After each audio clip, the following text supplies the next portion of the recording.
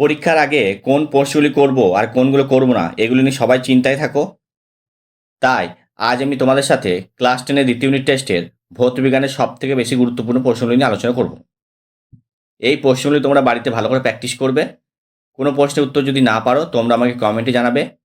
এর যদি পিডিএফ চাও তোমরা টেলিগ্রামে পেয়ে যাবে। প্রথমে হচ্ছে অতি সংক্ষিপ্ত প্রশ্ন। আপাত ও প্রকৃত প্রসারণ গুণাঙ্কের মধ্যে কোনটি তলের নিজস্ব ধর্ম? ফিউজ তারকে মূল বর্তনীর সঙ্গে কোন সমবায় যুক্ত করা হয়? অ্যানোড মাড কি? এর মধ্যে কি কি মূল্যবান ধাতু পাওয়া যায় সেগুলো তোমরা করে নেবে।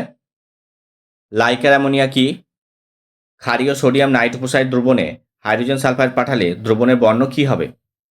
CaN এবং কার্বনের মিশ্রণকে কি বলা হয়? গ্যাসের আয়তন প্রসারণ গুণাঙ্কের মান কত? নাইট্রোলিয়াম কি? এর ব্যবহার লেখো। MsO4 একটি তড়িৎ বিশ্লেষ্য, যেখানে M একটি ধাতু। এর গলিত অবস্থায় তড়িৎ বিশ্লেষণ ঘটালে ক্যাথোডে সংঘটিত বিক্রিয়াটি লেখো। স্টেনলেস স্টিল শঙ্কর ধাতুতে কোন কোন উপাদান থাকে এর একটি ব্যবহার লেখো। তাপ পরিবাহিতাঙ্ক কাকে বলে? একটি বাল্বের গায়ে 220 ভোল্ট 100 ওয়াট লেখা আছে, এর অর্থ কি? গ্যালভানাইজেশন প্রক্রিয়ায় লোহার তৈরি বস্তুর উপর কোন ধাতুর প্রলেপ দেওয়া হয়? গ্যাসের আণবিক ভর M ও বাষ্পঘনত্ব D এর মধ্যে সম্পর্ক কি? অ্যালুমিনিয়াম, লোহা, তামা, ইনভার এদের মধ্যে কার দৈর্ঘ্য প্রসারণ গুণাঙ্ক সবচেয়ে কম? ডায়নামোতে কোন ধরনের শক্তি তড়িৎ শক্তিতে রূপান্তরিত হয়?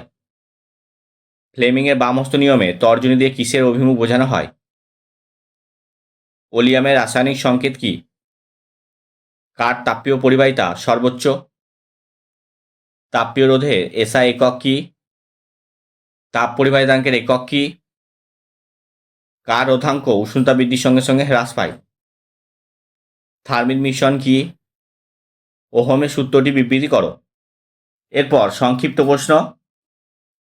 তিনটি রোধের মান যথাক্রমে 5 ওহম, 10 ওহম এবং 15 ওহম।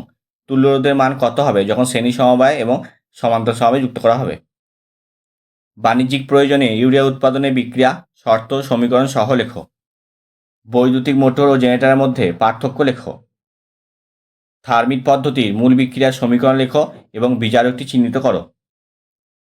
কার্বন বিজান পদ্ধতির মূল নীতি সমীকরণ সহ ব্যাখ্যা করো। অ্যালুমিনিয়াম ধাতু নিষ্কাশনে তড়িৎ বিশ্লেষ্য, ক্যাথোড বিক্রিয়া ও অ্যানোড বিক্রিয়া লেখো। ফিউজ তারের বৈশিষ্ট্য লেখো। অ্যালুমিনিয়াম পাতে মোড়া আচার বা চাটনি খাওয়া উচিত নয় কেন? অ্যালুমিনিয়াম তড়িৎ বিশ্লেষণে অ্যালুমিনিয়াম ধাতু নিষ্কাশনের সময় ক্রায়োলাইট ও ফ্লুসপার মেশানো হয় কেন? তড়িৎ প্রবাহের তাপীয় ফল সংক্রান্ত জুলের সূত্রগুলি লেখো। হেবার পদ্ধতিতে অ্যামোনিয়া শিল্প উৎপাদনের শর্ত ও বিক্রিয়ার সমীকরণটি লেখো। তড়িৎচালক বল ও বিভব প্রভেদের মধ্যে সাদৃশ্য এবং বৈসাদৃশ্য লেখো। অসহল পদ্ধতিতে নাইট্রিক অ্যাসিডের প্রস্তুতি ব্যাখ্যা করো। গ্যাসের দু প্রকার প্রসারণ গুণাঙ্ক থাকে কেন? লেঞ্জের সূত্রটি লেখো। ডিসি অপেক্ষা এসি ব্যবহার সুবিধাজনক কেন? ফ্লেমিংয়ের বামহস্ত নিয়মটি লেখো। স্পর্শ পদ্ধতিতে H2SO4 প্রস্তুতিতে SO2 থেকে SO3 কীভাবে প্রস্তুত করা হয়? শর্ত সহ বিক্রিয়ার সমীকরণ লেখো। উৎপন্ন SO3 থেকে কীভাবে H2SO4 তৈরি করা হয়? এরপর গাণিতিক সমস্যাগুলো দেখো। একটি বাড়িতে 10টি 40 ওয়াটের বাতি, 5টি 80 ওয়াটের পাখা, একটি 80 ওয়াটের টিভি দৈনিক 6 ঘন্টা করে চলে। 30 দিনের মাসে ওই বাড়ির মাসিক শক্তি ব্যয় বোর্ড এককে নির্ণয় করো। প্রতি ইউনিটের দাম 10 টাকা হলে ওই মাসে খরচ কত হবে? 10.7 গ্রাম অ্যামোনিয়াম ক্লোরাইডের সাথে কলিচুন মিশিয়ে উত্তপ্ত করলে কত গ্রাম অ্যামোনিয়া উৎপন্ন হবে?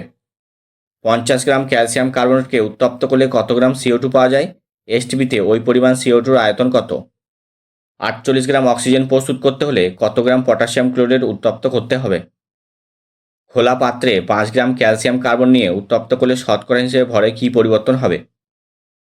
50 গ্রাম H2কে উত্তপ্ত করলে যে পরিমাণ অক্সিজেন পাওয়া যায় সেই ওজনের অক্সিজেন পেতে হলে কত গ্রাম KClO3কে উত্তপ্ত করতে হবে? কত গ্রাম CaCO3 সঙ্গে অতিরিক্ত লঘু HCl বিক্রিয়ায় 66 গ্রাম কার্বন ডাইঅক্সাইড উৎপন্ন করবে? 21 গ্রাম লোহিত তপ্ত আয়রনের উপর দিয়ে স্টিম চালনা করা হলে কী পরিমাণ হাইড্রোজেন পাওয়া যাবে? এসটিপিতে তার আয়তন কত? 2.3 গ্রাম ধাতব সোডিয়ামকে অতিরিক্ত জলের সঙ্গে সম্পূর্ণভাবে বিক্রিয়া ঘটানো হলে কী পরিমাণ সোডিয়াম হাইড্রক্সাইড উৎপন্ন হবে? উৎপন্ন হাইড্রোজেনের এসটিপিতে আয়তন কত? 12.26 গ্রাম পটাশিয়াম ক্লোরাইড বিয়োজিত হয়ে এসটিপিতে কত আয়তনের অক্সিজেন গ্যাস উৎপন্ন করবে?